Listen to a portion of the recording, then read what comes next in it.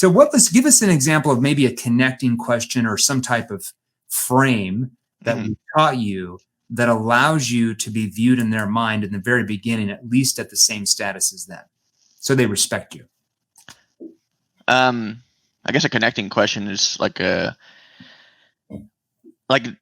okay, so just so I understand what you're looking to get out of the call with us today, what were you actually looking to go over?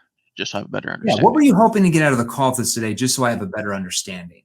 So that's a connecting question. Now there's, I know what you sell now, because you sell a training course that teaches investors how to invest in like cryptocurrency and what's called yield farming, right? So it's like a training course that gives them the skills and the confidence to learn how to trade crypto and invest in crypto and all that stuff, which is a booming industry. Right. Now, which is, somewhat similar to real estate training, but a little bit different, right? Yeah. Obviously. Now, how do prospects, and that's just one of probably the 4 or so connecting questions that we've taught you how to use. That's your last connecting question. Yeah. How do people respond when you ask that question? You can just tell, like, they open up. They're like, okay, cool. Like, I feel like I have a little bit of control, like what's going to go on in the call, but we all know that, like, I'm controlling things, but like, it's very conversational. It's not like, hey, you need to do this. Like, the only way you're getting in is because like this way. Like, we're just like going back and forth. At the end of the call, it's either going to be a, yes, this is a good fit, or no, it's not. There's no, I want to think it over. Right. Obviously trigger sales resistance because they just shut down emotionally. I mean, most people, unless they're a lay down sale, are not going to be like, oh, okay. Yeah. Yeah. Yeah. So now they're actually like going back and forth. They're like, okay, like he actually wants to hear what I'm interested in. And then like we'll go back and forth on how the conversation should go. Yeah, 100%. Now we move in, and that's just an example of one of the 4 connecting questions I know we've written out for your sales structure, for your industry. Now, I won't have, let's go over situation questions. So now we need to move into helping them find out what their current situation is, because most prospects don't know, or maybe they don't understand it fully, and you don't know either. You have to understand it. What's a good situation question we've taught you how to ask? I mean, it applies for anything, like any training. I would say is like, well, so like, do you do XYZ full time, or like what do you do for work or for a living? Right. Understand like what the situation is. With your offer, it depends on if they're like, let's say if they're a full-time investor and they're just looking to add to their portfolio, it's going to be a little bit of a different situation questions compared to if they just have a 9-to-5 job and they want to get out of their job and learn how to become a full-time crypto investor, right? So those situation questions are going to be a little bit different. So what you're saying is that first situation question that you just did would be somebody that has a full-time job that wants to get out of that, and they're looking at crypto, learning how to become a crypto investor is getting them out of that job. Right. And I think it works on both sides, because I see a lot of salespeople make the mistake of, if somebody starts talking about like investing, they just go into like, let's go tell you about how to invest. And they don't really understand what you're talking about because they're not a full-time investor. Yeah, so I guess helps me differentiate, like if they actually invest full-time or if they have another business. Yeah, so it's almost like, now, are you a full-time investor? Like that's what you do full-time for a living? Or do you work, somewhere like do you have like a job that you do full-time for a living? Right. So that really clarifies it. And then there's some other situation questions that we've tried to ask after that are really, really important. That's just the first one. Okay, we move into problem awareness questions. What is a problem awareness questions? Basically help your prospect really hone in and find out what their real problems are. Because most of your prospects don't know what their real problems are when you first start talking to them. Now, they might have an idea of a problem they think they have, but maybe they don't understand how bad that problem really is. And maybe they don't understand the consequences of what will happen if they don't do anything about solving said problem. And what you learn in EPQ, the great thing about what we train you in our virtual training courses, like Tyshawn knows, is not only do we help you come up with the right questions to help them find at least one problem, but most of the time we're able to, through our questioning ability, able to help them find 2, 3, or 4 other problems that they didn't even know they had. And when you're asking these problem awareness questions, and now they start to realize that not only do they have this problem, but now they have this problem and this problem as well, how do you think they start to view you in their mind? As the only solution. I'm the person that pulled out the problem, so I'm the person that can solve their problems. Yeah, because it would be almost impossible, even if they've had other calls with other salespeople that were your competitors. If they had those other calls, they're going to go with you 100% of the time because other salespeople don't know how to pull out those other problems from them, right? They just ask a few consultative questions, surface level questions, and go into their pitch. Yep. Right? So they all sound the same. What's a good problem awareness question? It can be in the beginning, middle, end that we've taught you. And why do you use it? I'd say something kind of like in the middle would be like, let's pretend like they have a 9 to 5 and, ask them if they like their 9 to 5. And they're like, yeah, I mean, it pays the bills. It's a job, that I don't like it, but, it pays the bills. Like, well, you don't sound too sure. Like, I'm curious. What don't you like about your job? And they're like, oh man, like, I freaking hate my boss. And like my boss did, my mother was just sick and I wasn't able to take off time from the job. And now I have like things that they want to change the situation about that we can like talk about and they expand on. Yeah. Yeah. So if they're kind of like, when we ask that first, problem awareness question, and it varies from industry to industry. We teach all the differences in the virtual training courses, but for your industry, that type of prospect you're talking to, that's their problems are they want to make more money. They want to have more time. So they looked at crypto investing as like, I want to become a full-time crypto investor and get out of my job. Right. That's what they're looking for. Yep. So if we ask them, okay, so, we ask them the, do you like question, and they come back and they're like, well, I mean, I do, but, they're kind of hemming and hawing in the middle. What you strictly do is like, hold on. You don't sound very sure about it. What don't you like? Like you're almost like sarcastic with them, like, oh, I mean, I like it, but I hate this, and I hate the commute, and I hate my boss, and I like all these problems just start unfolding, right? And then what do you do once you start hearing the problems? I started expanding on the problems, like I'm so stressed out because X, Y, Z. Oh, hold on, what do you mean by stressed out? Oh, like the day to day, like I can't see my mom when she's like sick and blah blah blah, and like I'm not having enough money to like pay the bills. So how long has that been going on? And you just keep expanding more and more, just increasing their problem and helping them relive the problem. Yeah, no, 100% of the time. So you're helping them expand on the problem, so they expand on the pain and what the problem is, like the root cause of the problem and what the problem is actually doing to them. You with me on that? Yep. So that's now, once we've helped them see what that gap is, here's their current situation, here's the gap. Now they're starting to see all these problems.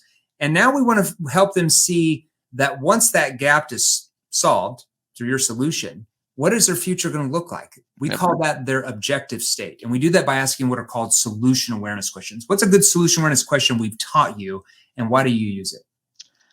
Solution there's awareness. multiple solution awareness questions you can learn. It's not like you're just going to ask one and that's it. There's probably about 5, 6 ones that we've stacked in there that are for different reasons why you're asking, but what's one that you like?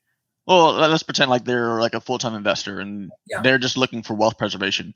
So like right now, like tell me a little bit about like your returns. Like you mentioned you want to be like make higher returns. Like what do you want to make on a annual basis? Like what type of return do you want to make?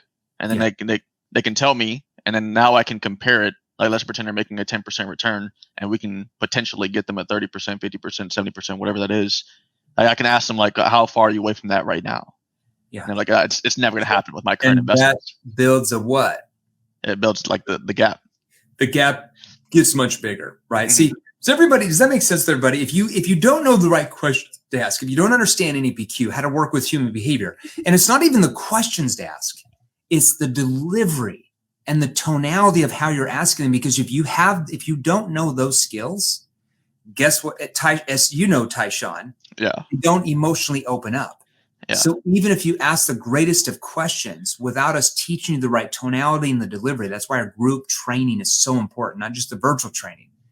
The prospect, as you know, doesn't open up and really tell you because they're not obliged to tell you. They can just hold it in, right? Yeah.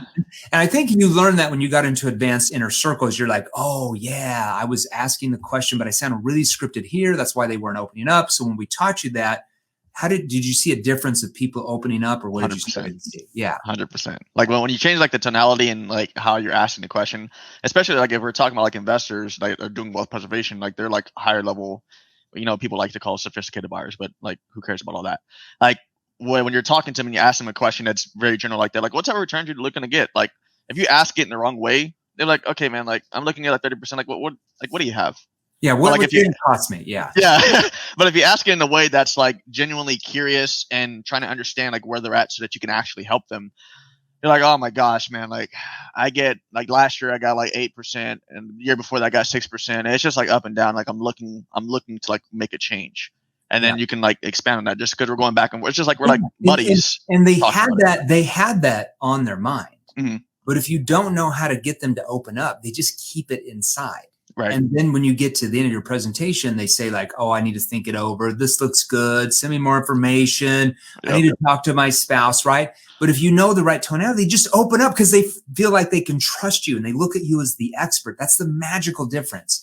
Now, consequence questions, once we get them to see what their future is going to look like and how they're going to feel in all these things, we didn't tell them. We asked them and then they told themselves how it's going to look. We then want to rip that future away from them by asking a consequence question. What's one consequence question that we've taught you to use in your sales process? Well, Jeremy, like, what are you gonna do if like nothing changes though? Like you have to stay as a janitor, and like for the next 5-10 years, you're not able to achieve X, Y, Z. What happens then? And what do they do? I don't even want to think about that happening. That would like really suck. And that's why I'm on the phone with you because I'd make a change. I don't want to be a janitor for the next 5 years. Well, whose choice is it if you stay in that situation though and you don't do anything? I guess that would be mine.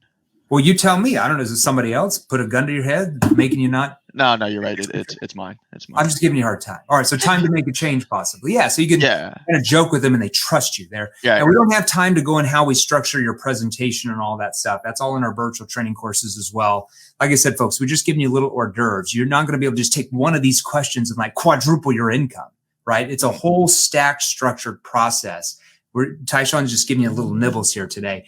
What's a good commitment question you ask them to get them to commit the next step and purchase what you're offering?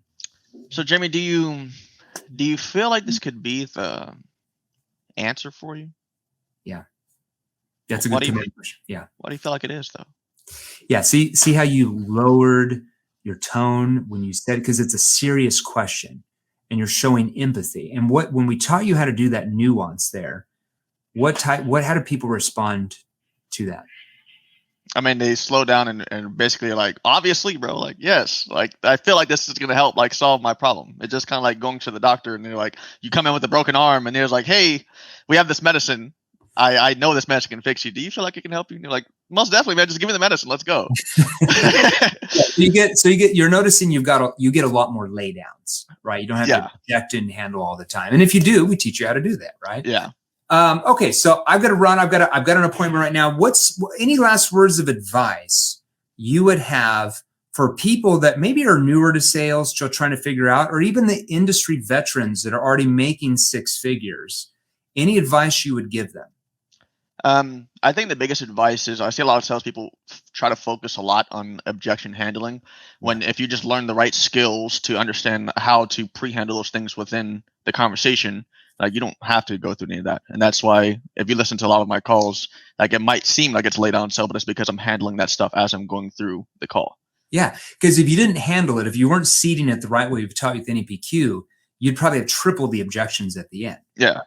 I guess I could still get the sale, but then in my 25-minute call that they spent $20,000 with me in 25 minutes versus you spending an hour and a half, like kind of going back and forth and trying to tell them what to do and, wrestling them into the sale. Because then you get chargebacks, you get people that cancel. Like you don't want to have that because that's not a sale. Right. If they cancel or charge back, I hate to tell you, that's not a sale. Mm-hmm. That's like a nothing.